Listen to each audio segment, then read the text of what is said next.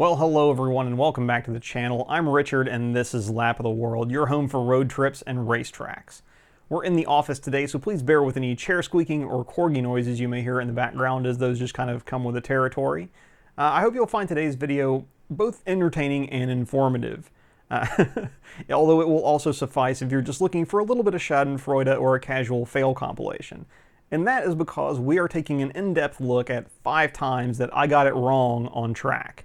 But we're also taking a look then at how things went right in the course of going wrong.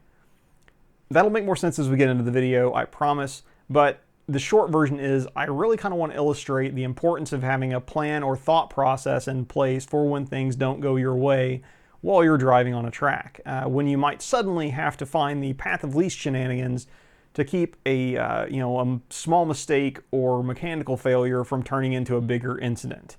And we're going to start that oops analysis with no further ado on the front straight of Virginia International Raceway in my old MR2 with no brakes.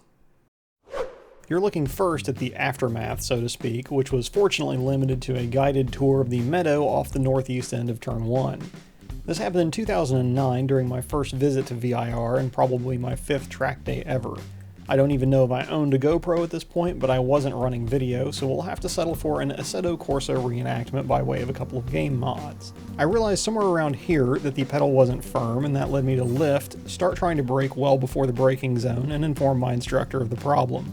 Having caught it early, I was able to pump the pedal, safely gear down, and shed as much speed as I could, while planning an escape trajectory towards the furthest possible thing to hopefully not hit. It's worth noting that I consciously elected to go straight off the end versus trying to make the turn, and risk either a spin with inexperienced traffic around, or understeer and end up pointed at a much closer barrier. This could have been much worse had I not discovered the problem before the braking zone.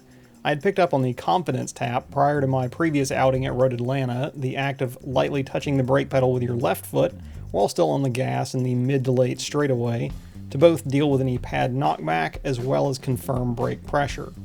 This sometimes mocked habit bailed me out this time for sure. The approximate cause of the failure was most likely a combination of using off-the-shelf .4 brake fluid and imperfect bleeding of the system that had left some air bubbles. So the lessons learned were using better brake fluid, taking extra time to bleed the system, and to keep the confidence tap in the bag of tricks as a way to give myself time to plan an escape should the same thing happen again. That said, I did get top marks on the day for handling the emergency from a pretty strict instructor. Moving on to probably my most exciting oops, this was a time trial event, and the lap prior to this one at CMP is still my personal best to date.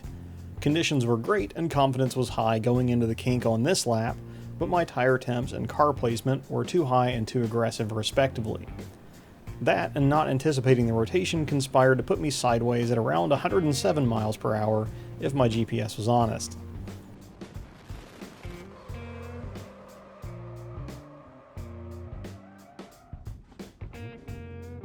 Now, for those unfamiliar with Carolina Motorsports Park, here is some bad animation illustrating my trajectory.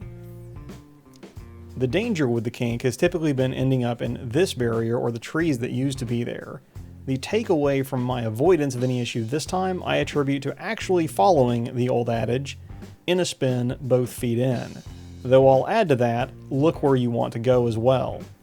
I knew from numerous spins while autocrossing that once the car yawed more than 10 to 20 degrees, it was gone. So as you watch this, you can see I'm looking out the side window down the track surface on which I would like to stay. The tires are locked and I didn't stall the car. Once the brakes are locked, I was going in a straight line whichever way I was pointed, in this case, straight down the tarmac. Right. Time to check the mirrors, check my pants, and go talk to the pit marshal.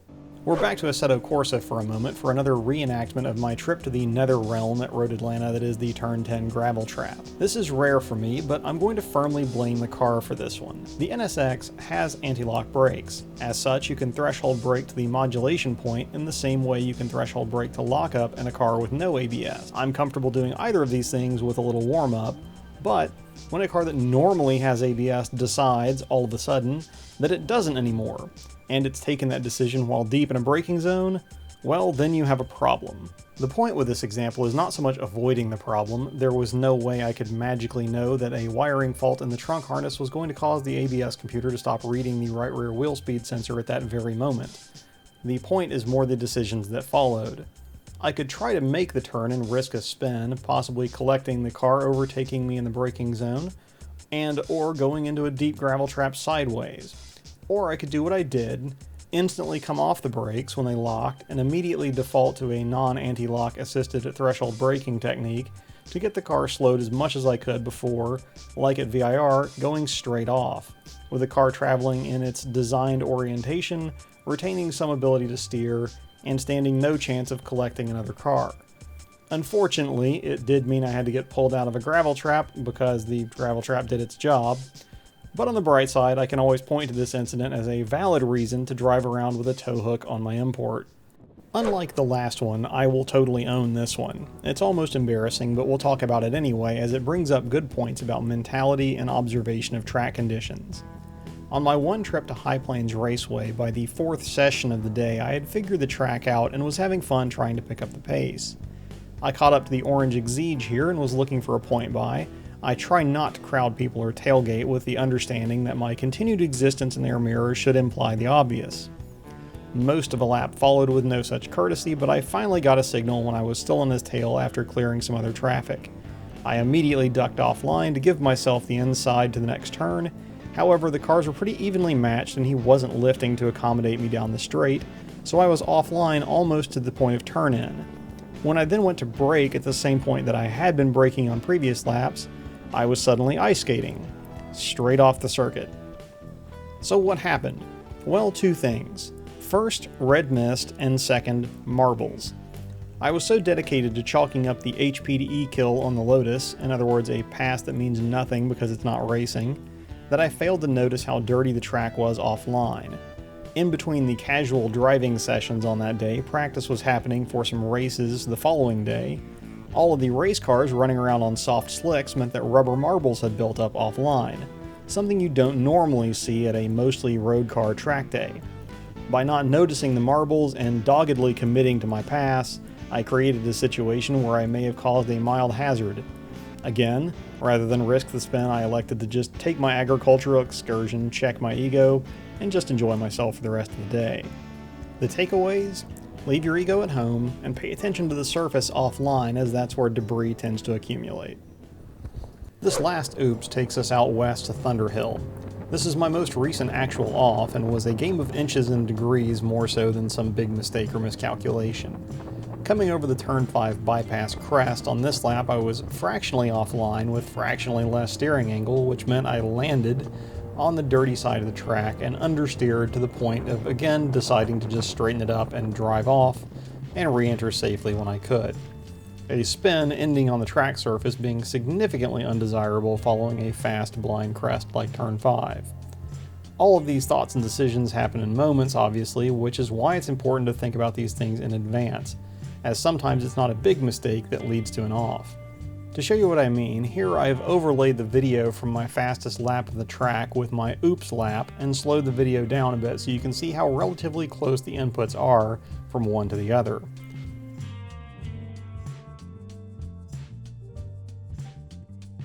And here it is again in split screen.